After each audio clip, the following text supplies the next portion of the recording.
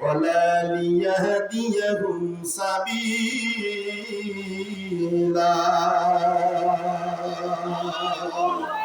আল্লাহ তাআলা বলেন লাম ইয়াকুনিল্লাহু জিয়াল্লাহ এমন হবেন না লিয়াগফিরা লাহুম তাদেরকে maaf করবেন ওয়ালা লিয়াহদিয়াহুম সাবিলা এবং তাদের হেদায়েতও দেবেন না সাবিলা সাবিলা মানে সঠিক পথে ওয়ালিদ বিন মুগিরা সঠিক পথের হেদায়েত পায় না আই নবীর পাগল বলার কারণে আর বাংলার জমিনে আলেম ওলামার পরে জুলুম করার কারণে হাসিনা তুমি সঠিক পথের সন্ধান পাও না রাগ করতেছেন ভাই আপনারা সবাই তো ভাইরা মিথ্যা বলতেছি আমার ভাইয়েরা বন্ধুগণ আমার এরপরে বন্ধুগণ আমার দেখেন ওলিদের অবস্থাটা কেমন হলো তরবারি এবার দৌড়াইতেছে মক্কার গলি দিয়ে দৌড়ায় তার পাই আমার ভাইরা ওলিদের এক বন্ধুর সঙ্গে সাক্ষাৎ হয়ে গেল সংক্ষেপ করে দেই ভাইজান ওলিদের বন্ধু বলে ওলিদ তুমি কোথায় যাও ওলিদ মাথা ফাঁকি দিয়ে বলতেছেন সরে যা তোর সঙ্গে কথা বলতে চাই না যতক্ষণ আমি মুহাম্মাদের জবাই না করতে পারবো বাবারে বাবা যে নবীর ওসিলাতে আমরা দুনিয়ায় এসেছি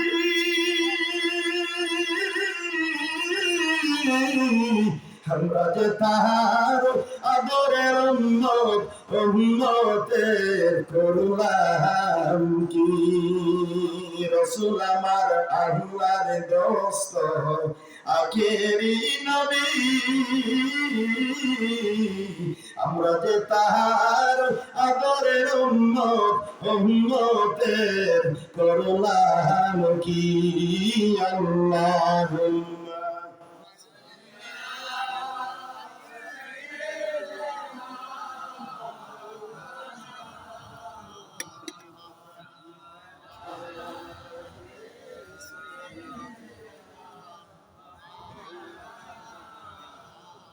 Allahumma sayyidina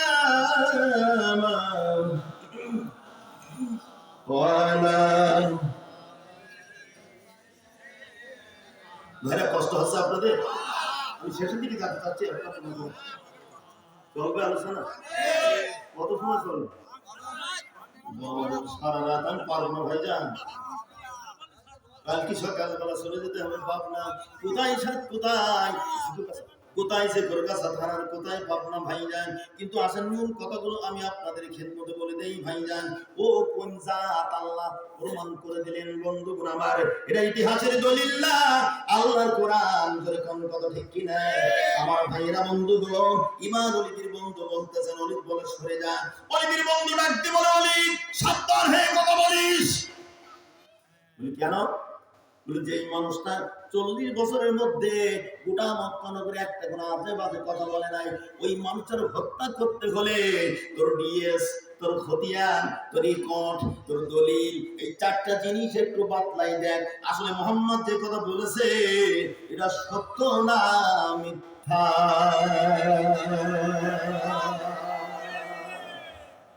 তুমি যে কোন জাত এটা প্রমাণ হবে তোমার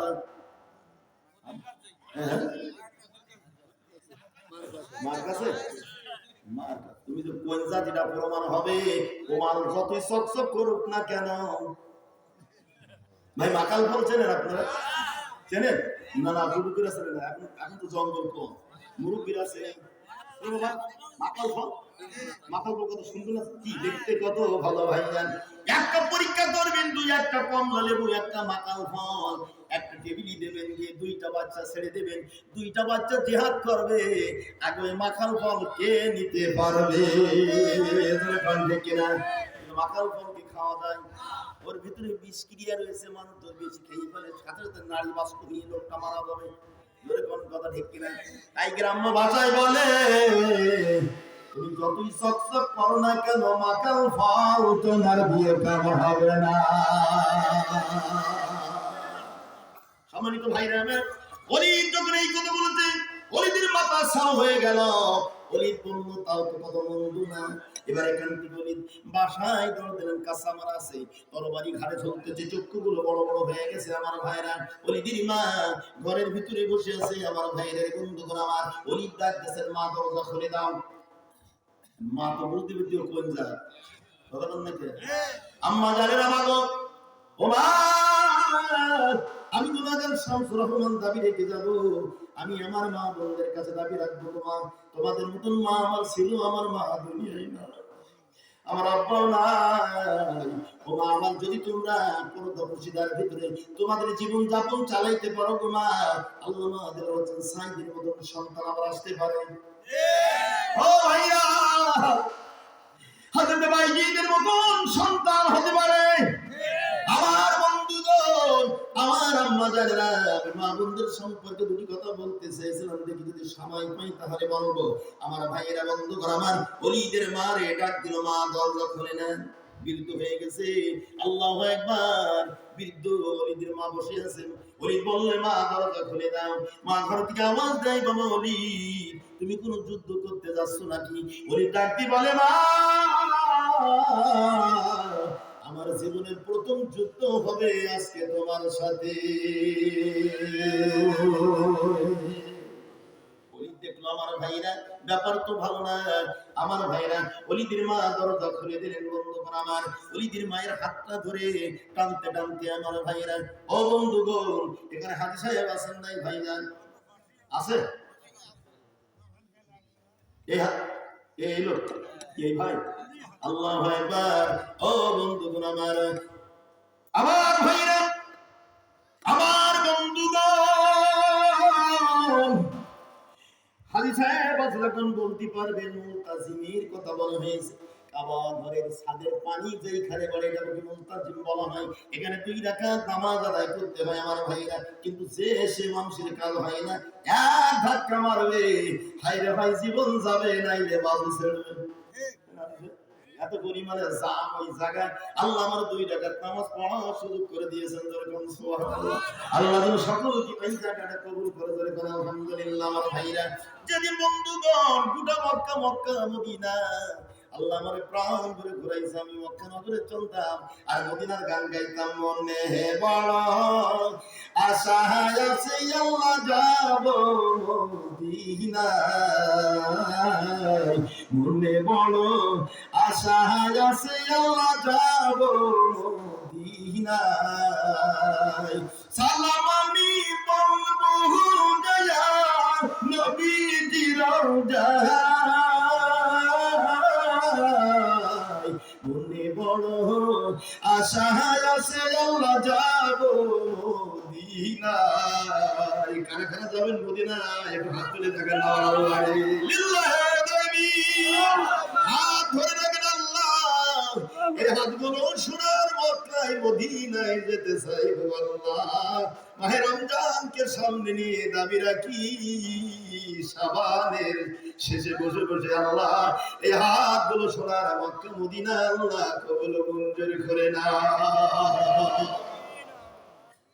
আমি এই গান গাতাম মক্কায় মদিনায় যাওয়ার আগে। আমার ভাইরা, বন্ধুগণ আমার, ও কষ্ট হচ্ছে না তো ভাইজান? আমার ভাইরা, ইমাম আলীদের মায়ের হাত ধরে টানতে টানতে কোনো হদর মুক্তির কাছে যায় নাই, কোনো গণকের কাছে যায় নাই। আমাদের ভিতরে একটা খাল্লুত আছে, দেখবেন অনেক মারা গণকের কাছে যায়। বাবারে বাবা, 2টা জীবনে 2টা কাজ করবেন। একটা শিরিক করবেন না, আর একটা কারণ হক দুনিয়াতে যেন নষ্ট করবেন না আমার ভাইরা। তার কারণ হলো আল্লাহর নবী মসজিদে নববীর বারান্দায় বসে আছে। এমন সময় কিছু সাহাবীরা আল্লাহর নবীর কাছে একটা লাশ নিয়ে হাজির হলেন। বলেন কি নিয়ে হাজির হলেন? সম্মানিত ভাইরা আমার, সাহাবীরা ডাকতে বলেন, ইয়া রাসূলুল্লাহ, নবী গো, আমাদের ভাই মারা গেছে, ইয়া রাসূলুল্লাহ, আমাদের ভাইয়ের জানাজাটা আপনি আদায় করে দেন।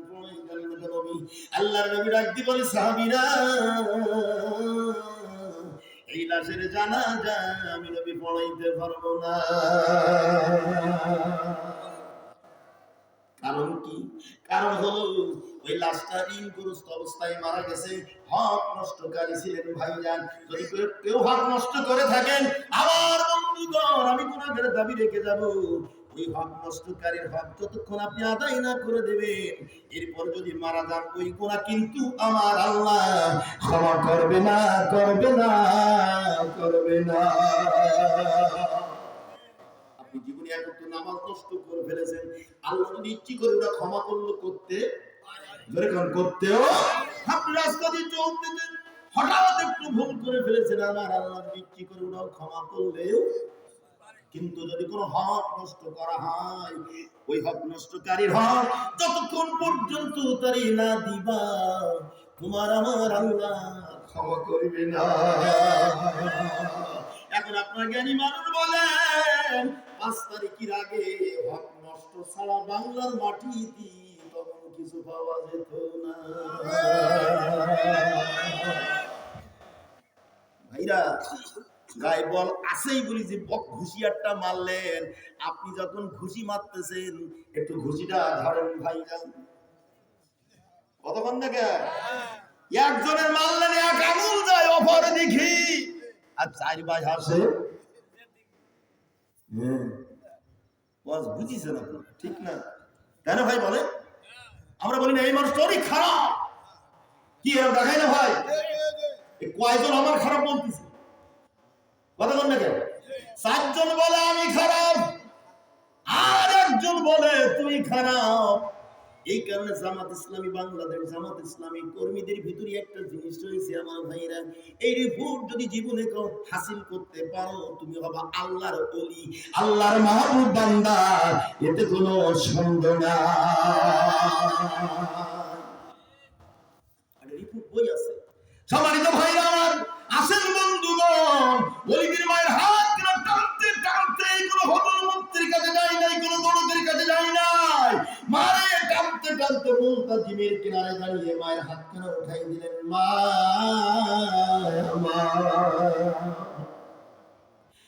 আজকে একটা সত্য কথা বলতে হবে। তোমার বলল কি বাবা? বলি তুমি তো কোনোদিন এই কথা বলো না। বললো মা আমি নাকি 2 নম্বর সন্তান। না আপনি সুবহানাল্লাহ না বলে কিন্তু অবস্থা নেই, এটা আওয়াজ দি বলে কোন জায়গায় তোর জন্ম হয়েছে এটা আল্লাহ বাহির করে দিচ্ছে। সুবহানাল্লাহ আছে না ভাইরা? যদি এখনই তোমাকে চলিয়ে দিবা বাবা, লিল্লাহি তাকবীর। বলি ডাকতে বলে মা, ওলিদের মা বলতেছেন বাবা এই ওলি তুই এই কথা কেন বললি, তুই এই বড় হয়েছিস এই পর্যন্ত তুই এই কথা কোনোদিন আমার কাছে প্রশ্ন করিস না, আমি তো বিরুদ্ধ হয়ে গেছি। ওলি ডাকতে বলে মা আমার এমন গালি দিয়েছে মক্কা নগরে আমি আর মুখ দেখাইতে পারি না। বলি এই কথা বলেছেন যিনি আখিরি জামানার নবীর দাবি করে বসেছেন তিনি, জোরে করুন নাউজুবিল্লাহ। আমার ভাইরা বন্ধুগণ আমার ভাইরা, ওলিদের মা বলতেছেন তাহলে সত্যি কি মোহাম্মদ এই কথা বলেছে? ওলিদ বলতেছে হ্যাঁ। ওলিদের মা ডাকতে বলে ওই ওলি তাহলে আমি আর গোপন রাখবো না।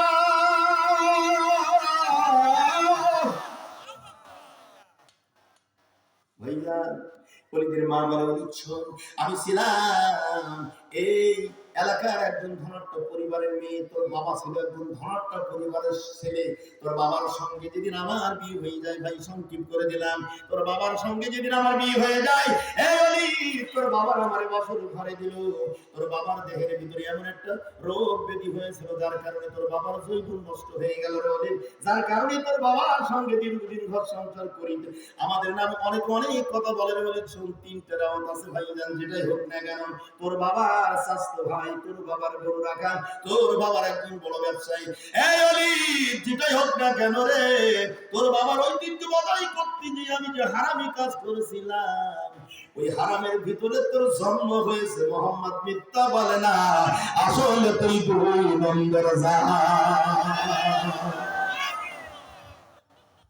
আল্লাহ আছে তো এখন, এটা আল্লাহর খেলা, ঠিক কিনা?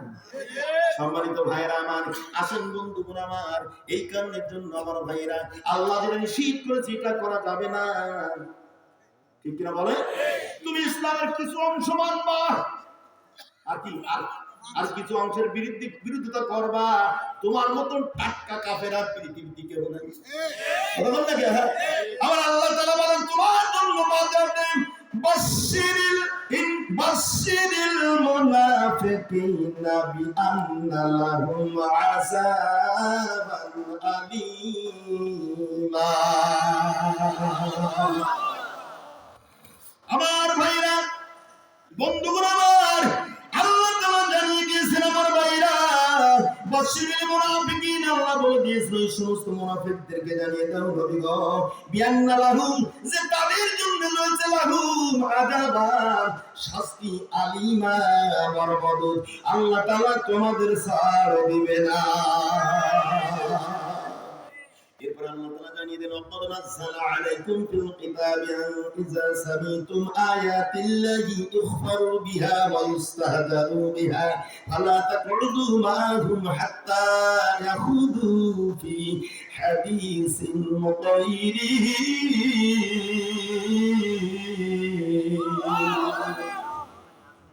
আমার ভাইরা আল্লাহ তাআলা বলছে ওয়াকাদ নাযালা এবং নিশ্চয়ই নাযালা অবতীর্ণ করেছেন আয়াতিল্লাহি ওয়াকাদ নাযালা আলাইকুম তোমাদের উপর ফিল কিতাবি ফিমার মধ্যে কিতাবের মধ্যে আলিযা সামিতুম যে যখন শুনবে আয়াতুল্লাহ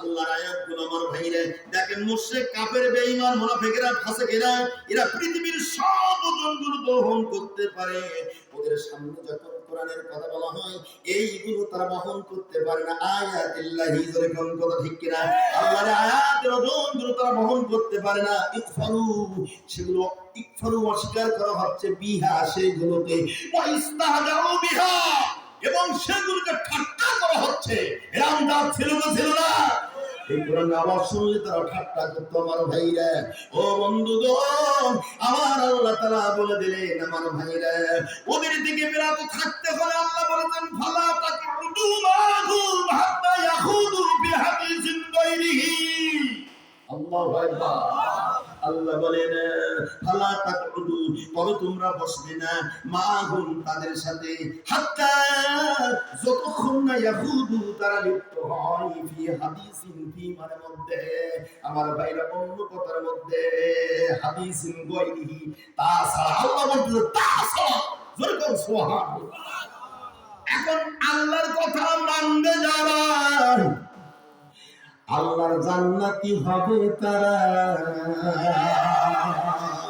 আল্লাহর কথা মানবে না যারা জাহান্নামে যাইবে তারা আল্লাহর কথা মানবে যারা হবে জান্নাতি না মানিয়া আবু লাহাব না মানিয়া আবু জাহেল হইল যখন কথা ঠিক কিনা এখন যদি তোমরা না মানো এবার আল্লাহ বলতেছেন না মানার কথা আল্লাহ বলতেছেন ইন্নাকুম তবে আল্লাহ ইন্নাকুম নিশ্চয় তবে যদি তোমরা বসো ইজাম মিসলুহুম মানে তখন মিসলুহুম তাদের মতো হয়ে যাবে তাদের মতো ওই মুনাফিক বেঈমান কাফের মুশরিকদের মতন তোমরা চুপ হয়ে যাবে আল্লাহ তোমাদের নিষিদ্ধ করে দিয়েছে আমার ভাইরা এরপর আল্লাহ পাক বলেন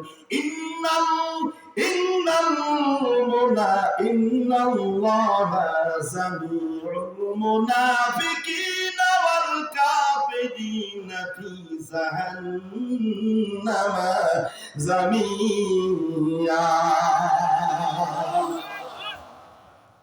বিশ্বাস হয় আল্লাহর কোরআন কতক্ষণ না ভাইজান ইন্নাল্লাহা নিশ্চয় আল্লাহ জামিউ আল্লাহ বলতে জামিউ একত্রিতকারী আল মুনাফিকিনা মুনাফিকদেরকে ওয়াল কাফিরিনা কাফেরদেরকে ফি জাহান্নাম জামিয়া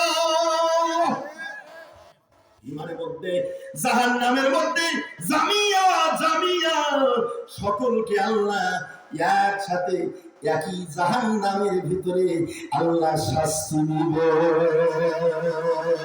আমার ভাইরা বন্ধুগণ এই কারণে আমরা মুসলমান আমাদের পরিচয় বলেন কি বলে বলেন আমাদের পরিচয় কি মুসলমান বলেন ঠিক কিনা আমাদের পরিচয় মুসলমান আমরা জীবন গেলে আমার ভাইরা যতক্ষণ হুঁশ থাকবে ততক্ষণ আমরা মুসলমানের পক্ষে দলে কারা কারা থাকতে চাই হাত দেখায়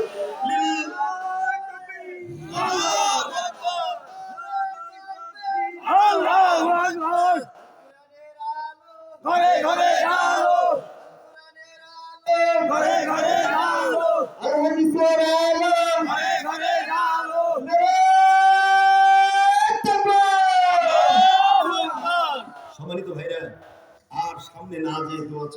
কাছে ভাইজান।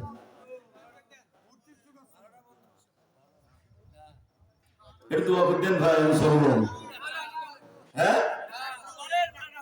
এখন হয়নি সম্মানিত ভাইরা আমার, কারণ 12টা যদি বেজে যায়, 12টার পরে আর একটা অর্থ চলে আসে ভাই।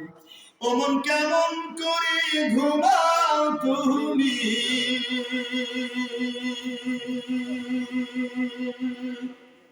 ফজর করে কাজা,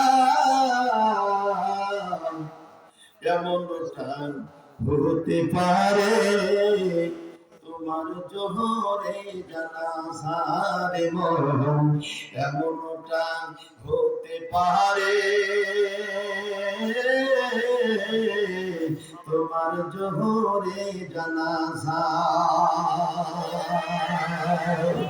মুসলিম হয় না জন্ম নিলে মুসলমানের ঘরে,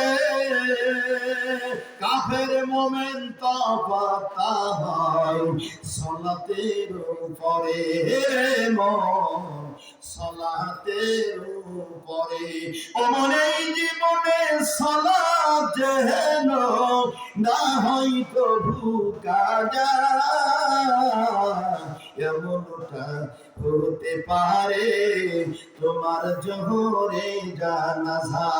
বেনামাজির লাশ কবরতে রাখিবে যখন, মাটি চাপে পাঁজরের হাড় ভাঙবে রে তখন। ওরে বিষাক্ত ওই সাপের সহবল বেনামাজির সাজা, এমনটা হতে পারে তোমার জোহরে জানাজা। জোরে বলুন কথা ঠিক কিনা ভাইরা? আমি আলোচনা আরেকটু সামনে নিয়ে যেতে পারি। আমি একটা দাবি আপনাদের কাছে করবো না, আপনি কি রাখবেন? আমি 4 জন যুবকের কাছে দাবি রাখবো। কয়জন? যে 4 জন যুবক নামাজে আসো না, আজ থেকে তওবা করে নামাজে আসতে হবে। পারবেন? দেখি 4 জন যুবক একটু দাঁড়াতো দেখি। না না না, আপনি তো নামাজি মানুষ। আমার গত কালকের মাহফিল ছিল নলতা ঘুনা দাখিল মাদ্রাসা। আলোচনা শোনার জন্য অনেকে ব্যতিব্যস্ত। আমি বললাম ভাইজান ঠিক আছে, আপনাদের আলোচনা শুনি আপনাদের অন্তর, আপনাদের হৃদয়কে তৃপ্তি মেটাতে চান, আমারও আলোচনার একটা তৃপ্তি মেটাইতে চাই। 4 জন সৈনিক দাঁড়িয়ে গেল, 4 জন দাঁড়িয়ে গেল, 4 জন ছাত্র যুবক বলল হুজুর আমাদের জীবনে আর কোনোদিন নামাজ ছাড়বো না। সুবহানাল্লাহ বলবেন না? এখন 4 জন যুবকের কাছে আমার দাবি, 4 জন যুবককে একটু দাঁড়িয়ে যাও, এরপর আমি আলোচনা সামনে নিয়ে যাবো। নতুবা তো হবে না। আচ্ছা, নামাজ কায়েম, নামাজ পড়ার কথা বলা হয় না? আমাদের গ্রাম্য ভাষায় বলি, আঞ্চলিক ভাষায় বলি নামাজ পড়া। ঠিক কি? সকলে বলি আমি। আর যদি নামাজি না থাকে একটু দাঁড়িয়ে যান, আজকের মাহফিল সকলের জন্য সার্থকতা হয়ে যাবে। ধরে বলুন ঠিক কিনা? সম্মানিত ভাইরা আমার, তাহলে আসলে আল্লাহ রাব্বুল আলামিন কুরআনুল কারীমের ভিতরে আল্লাহ তাআলা জানিয়ে দিয়েছেন আমার ভাইরা আল্লাহ কি বলেছেন। বন্ধুগণ আমার, আল্লাহ তাআলা বলেন ইয়া আইয়ুহাল্লাযীনা আমানু দুখুলু ফিস-সিলমি কাফা ওয়া লা তাত্তাবিউ খুতুওয়াতিশ শাইতান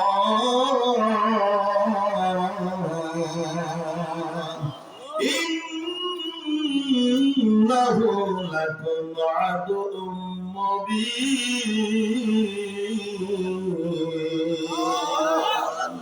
আমার ভাইরা, আল্লাহ পাক রব্বুল আলামিন জানিয়ে দিলেন ইয়া আইয়ুহাল্লাযীনা আমানু, হে ঈমানদারগণ যারা ঈমান এনেছে, আল্লাহ ওদেরকে বলতেছেন আমানু দুখুলু ফিস-সিলমি কাফা, আমরে সিগায় আল্লাহ বলেছেন তোমরা পরিপূর্ণ রূপে ইসলামে প্রবেশ করো। পরিপূর্ণরূপে প্রবেশ তো করি মরুক, ইসলামের বিরোধিতা করতে করতে আমাদের অনেকের জীবন শেষ হয়ে গেছে। জোরে বল ঠিক না? কিন্তু আল্লাহ তাআলা তোমাদেরকে নিষিদ্ধ করে দিয়েছেন, খবরদার তোমরা এই নিয়ে কোনো বাড়াবাড়ি করো না। এর প্রমাণ আছে না নাই? ভাইরা আমার, ঈমান আনার পরে এই মানুষটার 2টা পরীক্ষার সামনে আছে। একটা হলো তার শারীরিক নির্যাতন। বলেন কি? দেখেন আমার ভাইরা, আল্লাহ জমিনে যারা জেল খাটাইলাম, যারা শারীরিক নির্যাতন দিলাম, তোমরা মনে করতেছ আমরা অনেক কামিয়াবি হয়ে গেলাম, কিন্তু যারা শারীরিক নির্যাতন জুলুমের জুলুম স্বীকার করে যারা দুনিয়াতে বিদায় নিয়েছি আমার ভাইরা, বন্ধুগণ আমার, আল্লাহু আকবার, আমার ভাইরা রে, তারা বড় ভাগ্যবান হয়ে চলে গেছে, যেরকম ঠিক কিনা আমার ভাইরা, বন্ধুগণ আমার, আল্লাহু আকবার। ইসলামী আন্দোলনের ও বন্ধুগণ আমার, আল্লাহর নবী এই ইসলামী আন্দোলনের কর্মীদেরকে ইসলামের দাওয়াত দেওয়ার জন্য রাসূল যখন বলে দেন আমার ভাইরা, তারা দাওয়াত দিচ্ছেন বন্ধুগণ আমার, এমন সময় অমুসলিম ঘরের সন্তান বন্ধুগণ আমার, আল্লাহু আকবার, আজকে অমুসলিম ঘরের সন্তানেরা এই কোরআনের বাণী শুনে, এই ইসলামের দাওয়াত শুনে আমার ভাইরা তারা মুসলমান হয়ে যায়। আর মুসলমান নামধারী মায়ের সন্তানেরা তারা কাফের বেঈমানের সঙ্গে হাত মেলায়।